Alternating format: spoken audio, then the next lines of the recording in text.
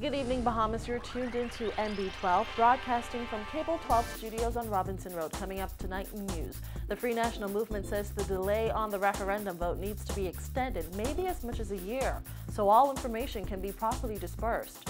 An unattended lantern causes a fire that destroys homes in a Haitian village last night. Today, NEMA officials were back at the site assessing the damage and offering aid. A new fleet of ambulances commissioned today, plus the Chinese ambassador talks about the new leader of the China Communist Party. We've got those stories and so much more coming up. I'm Paige McCartney, and NB12 starts right now.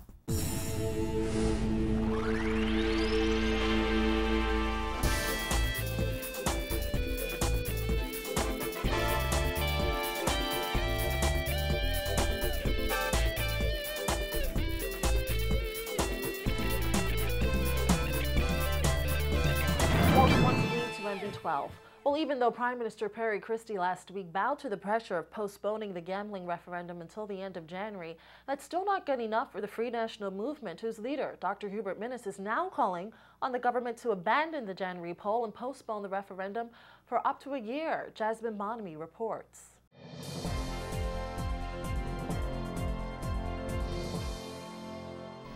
Despite the fact that the national gambling referendum was pushed back from December to January, the Free National Movement is still calling it a rushed referendum. And today, Dr. Minnis said Bahamians will not be ready to cast a vote until more information is given about gambling in the Bahamas.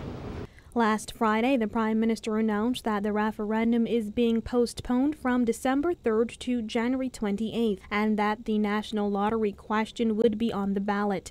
2 weeks earlier, he said that the lottery question would not be on the ballot because consultants had advised that it would not be commercially feasible. The day after the Prime Minister's major announcement, Dr. Minnis said in the House of Assembly that he applauded the government for postponing the controversial referendum.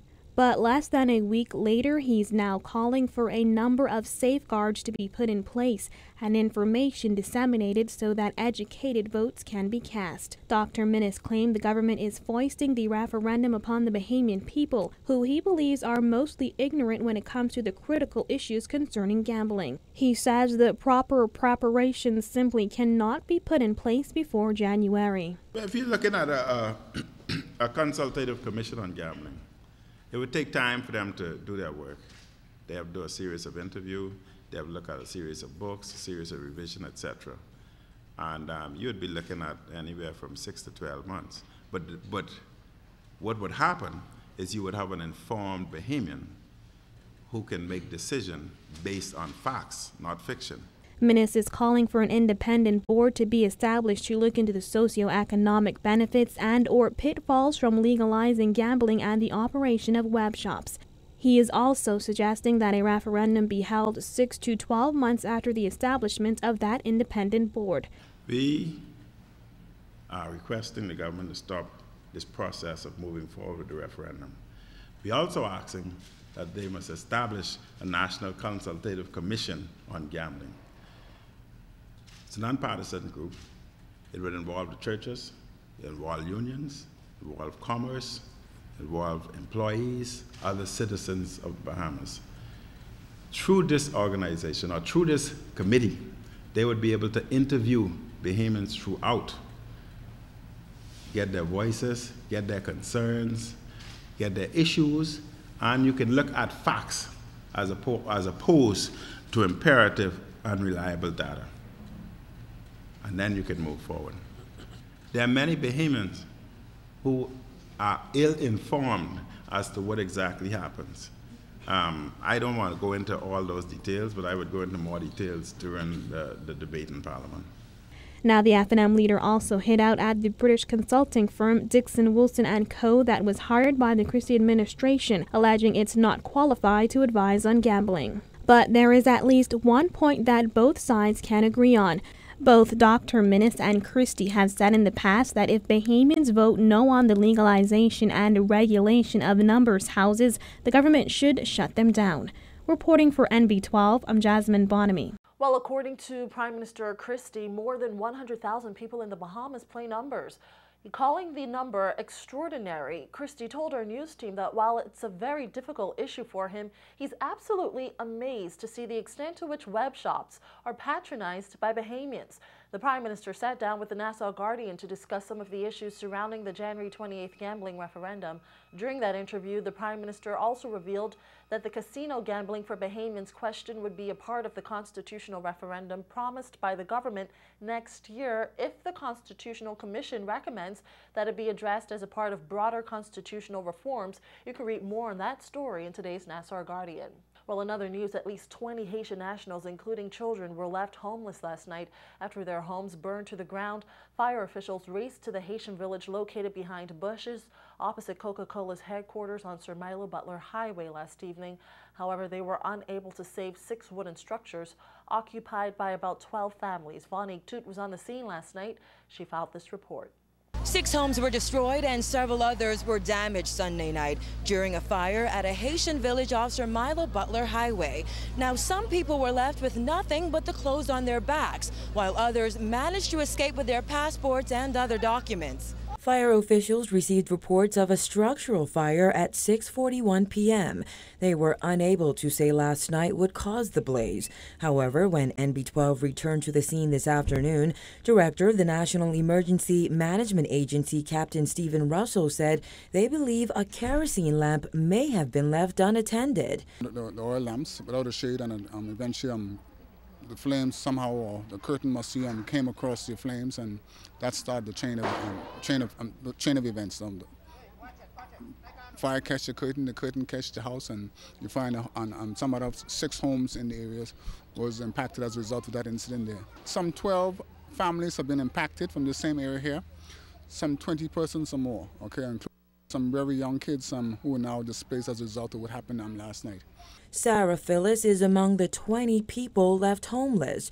Her daughter, Marianne Brazilian, who served as her translator, says by the time she realized that her home was on fire, it was too late to save any of her belongings. She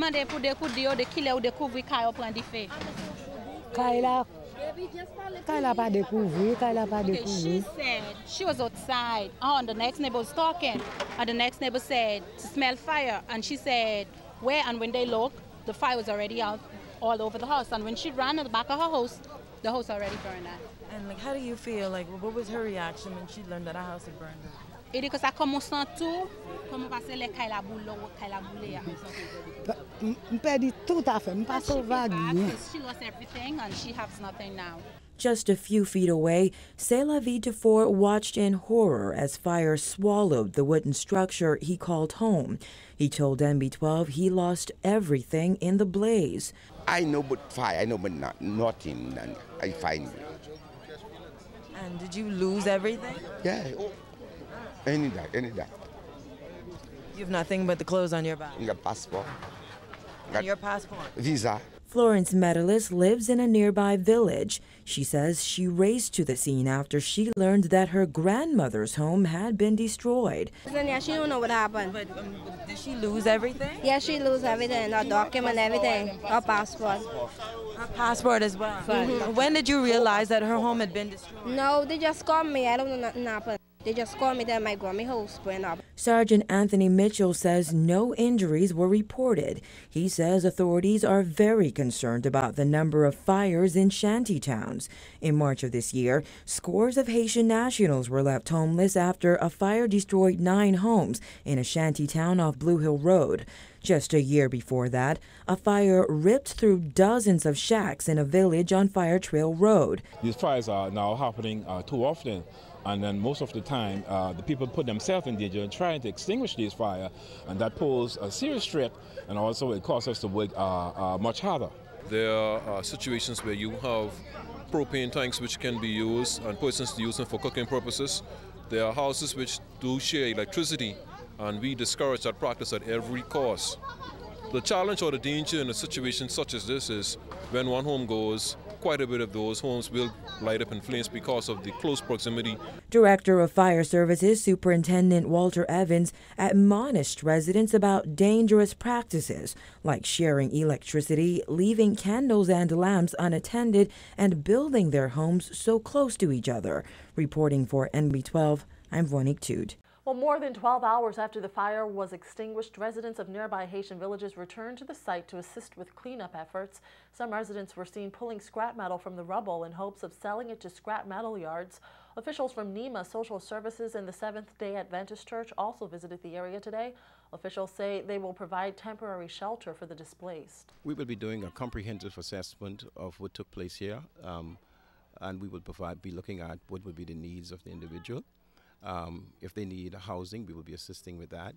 If they need food, we will be assisting with that. We need clothing, we will be assisting with that. Food, and at the conference level, I'm in touch with our president, Pastor Paul Scavella. So we will bring water, food initially, and clothing and other stuff will come in later on during the day.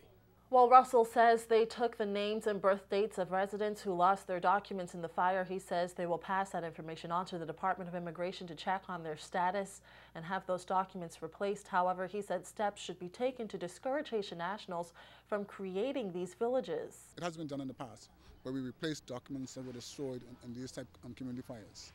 And we'll extend that same courtesy to those persons in this area here. But obviously we're trying to discourage this sort of dwellings, and they're just too close. Like I said, one home costs 5 or 7 homes to be impacted. Okay, we would, in terms of our disaster mitigation and prevention, we would definitely discourage this. But again, they are here. It's a government decision to deal with these communities here. Okay, now we need to try as best we can to just prevent them from developing anywhere in the country. Well, coming up after the break, a gruesome traffic fatality this morning, plus more than $1 million spent on a new fleet of ambulances.